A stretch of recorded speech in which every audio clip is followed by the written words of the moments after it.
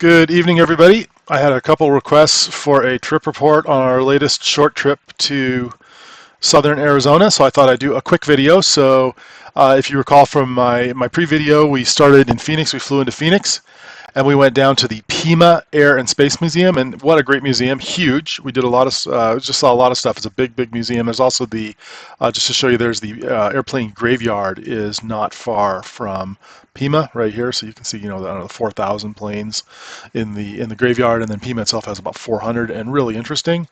Um, Here are a couple of pictures. So there's the incomparable SR-71 Blackbird. What an amazing airplane! It's still my favorite. I think it's the coolest airplane ever built. They had a 1980s fighter jet that you could go into, and I can tell you. Let me show you my knees. I am not the body type designed to be an Air Force fighter jet pilot. I would have probably hit the ejector seat or something like that, but was able to crawl my fat ass in there, and it was actually kind of cool, man. What a rip it must be to get there. And here's a view of the this is a view of the actual Apollo capsule. So this is an actual Apollo trainer right here. Just really great museum, really neat.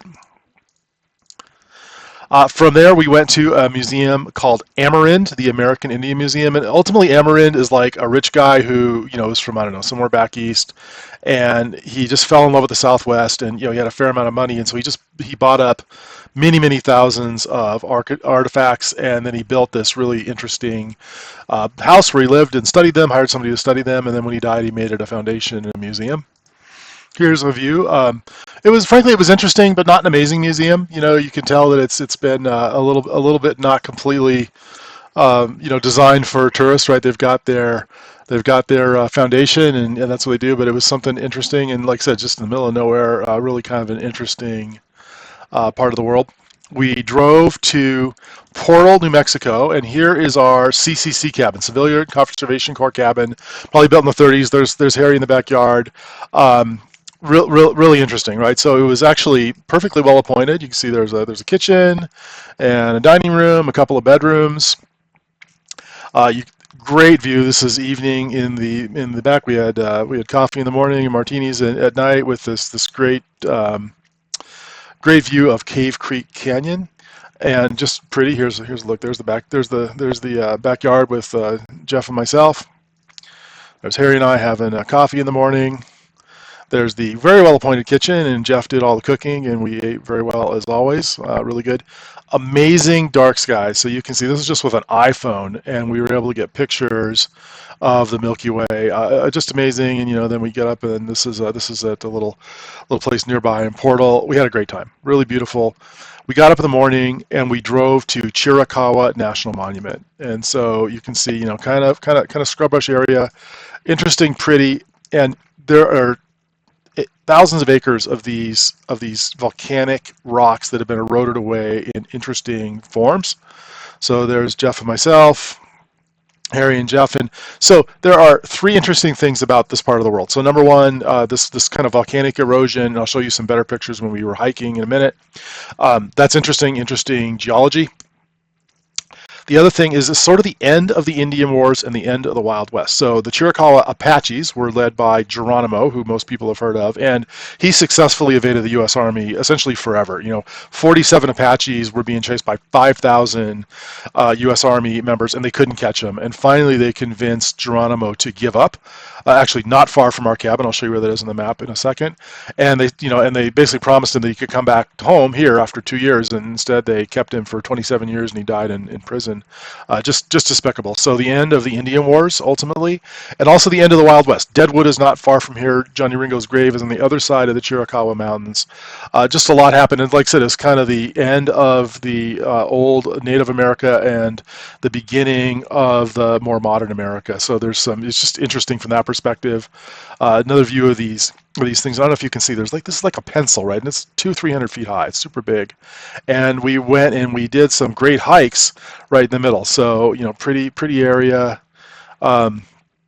Here's myself and Harry just starting the hike, and then there's just nothing but once you kind of get into the rocks, there's all these really interesting formations like this one. Reminds me a bit of Utah, like southern Utah, Moab area, but not the same. Very much its own thing.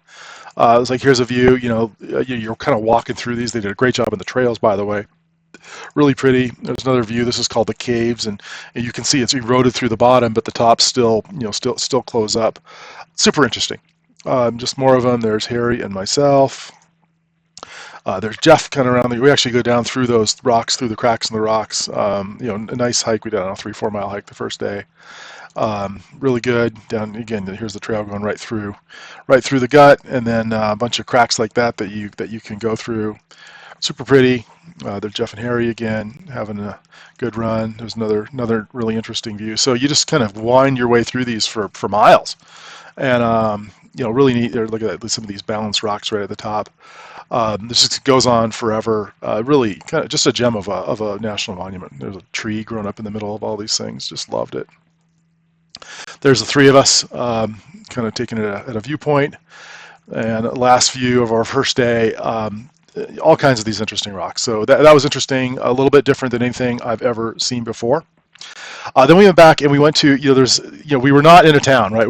There's a place called Porto, New Mexico. I think it was like population 200, but there was this one store, and it was like a cafe, grocery store, campground, concert venues, just everything. And they had in the morning there was a farmer's market with, like, I don't know, 4 vendors. We bought some banana bread and some quiche, which is actually great. There was there was a little post office, Portal, New Mexico post office, and they told us, hey, there's a concert. We're like, oh, we're going, right? So we buy the best seats in the house, and there were a couple of cover bands. They're doing this lady's doing classic rock. This is early, it's just getting going.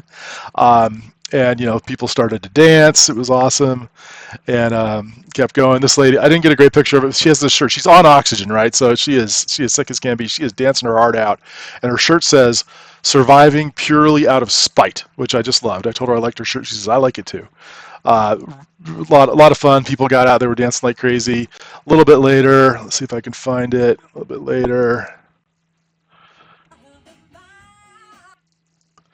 a Leonard Skinner cover band comes on. So once it got dark, after the opener was done, then Leonard Skinner band, they were great, actually. There's somebody who came in from Tucson. This guy, he was clearly a fan. He goes to all of them, and they just dance the night away. This is a older couple with a disabled child who's in their adulthood, and they had the chair out there and they were rocking around. I have to say, and don't take this the wrong way, if you live in this area, I found the people surprisingly normal, right? They were not kind of crazy weird like I thought they'd be, living out in very far the middle of nowhere. And the other thing that surprised me is the political signs. It was not all Trump. It was Trump signs and also Harris Walz signs, and maybe a few more Trump, but it was relatively close, right? So it's Arizona's complicated politically, and this is a good view of that. It was interesting, not what I expected, and I quite liked it. So from our cabin, so this is a view. These are the Chiricahua Mountains right here in the middle, and you see our canyon is the Portal CCC house. That was us, right at the entrance to Cave Creek Canyon and Ranch. This was where the little concert was. We actually went over the mountain. We asked a couple people. We talked to a couple of locals, like, "Are you going over the mountain tomorrow?" And what they mean is this kind of skinny little dirt road that went over the mountain. A lot of national forest camping here. Went into the national monument. And then the next day we went up to Fort Bowie. I'll show you that in a second, and then down to the Johnny Ringo's grave, which I'll talk about. But just to kind of give you an idea where we are. Just also to give you an idea, the border is right here, right? There's the international border, and so we actually drove down this way, drove through Douglas, and you could see the border checkpoints and the high tech virtual border fence, which is clearly a way to spend money on technology. We were definitely in the area. The other thing is, look at all these. Look at all these circle crops. There were thousands and thousands of acres of pecan trees. These are all just pecan trees as far as the eye could see.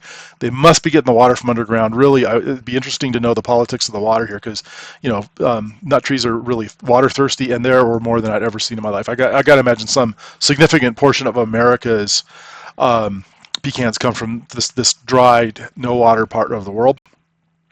So next we got up and we drove around to Fort Bowie, and Fort Bowie is where the thousands of U.S. Army soldiers were hunting Geronimo and his remaining 50 Braves unsuccessfully. And it's a pretty big area, and it's all a ruin now. You can kind of see the foundations. It was pretty well done. And then there's this lonely, National Historic Site cabin. You can see there's like an enormous air conditioner because it's really hot in the summertime. We actually had great weather. This is about a mile high. It's 5,000 feet at this stage. It was in the 80s. It was lovely, and there's like this young woman who's working there, and I was like, I'm thinking to myself, like why do you want to work here? And I asked her, it's like, how long is this assignment? She says, oh, this is a permanent posting for me. And it's like, I just wonder what makes a young woman in her probably 20s want to live all by herself in this in this world. She said, there's a maintenance guy and there's a law enforcement guy that comes by sometimes. But mostly it's just me.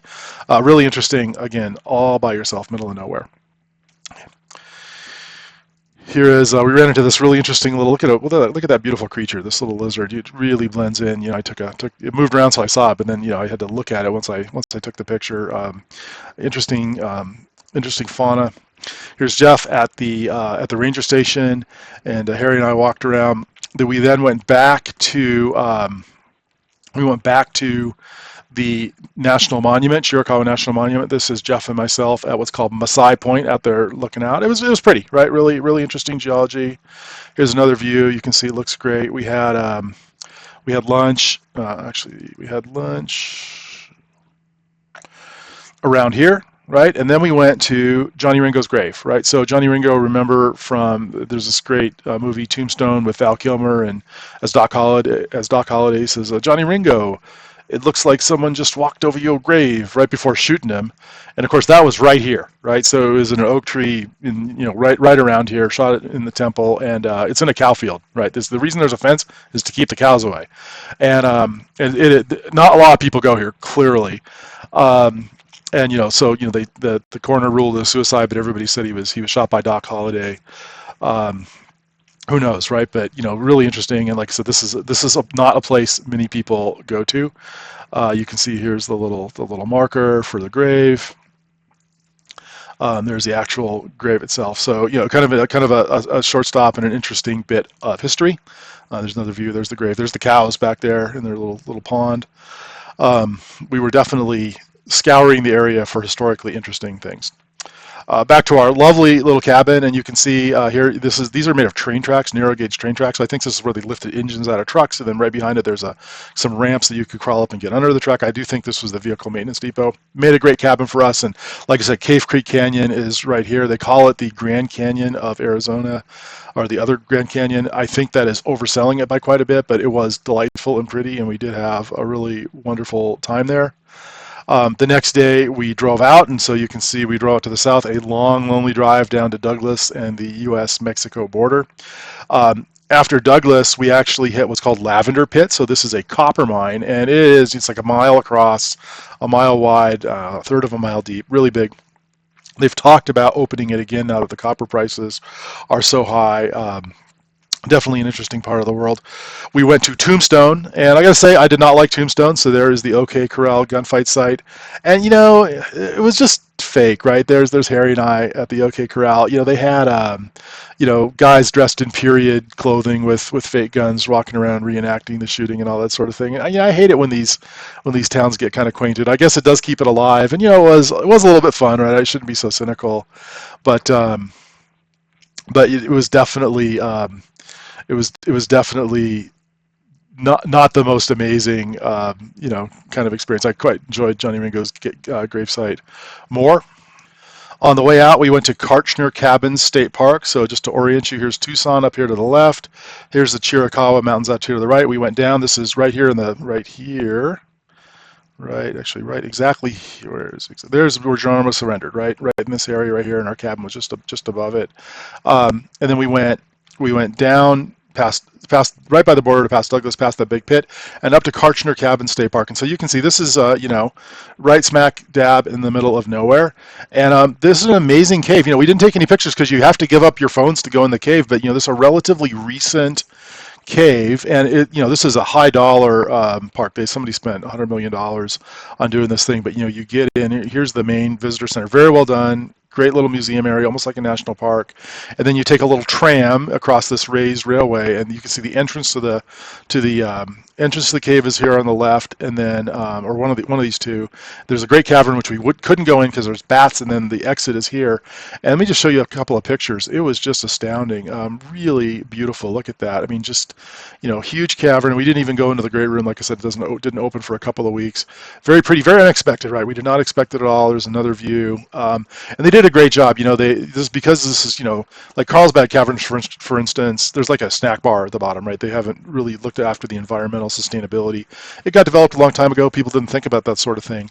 They really did think about it here, and you go through these hermetically sealed doors, and then you actually go through some misters because people were dry from the Arizona outside, and they were kind of sucking the moisture out of the cabin. So basically, they kind of mist everybody so that they put as much water on you as you would normally leave.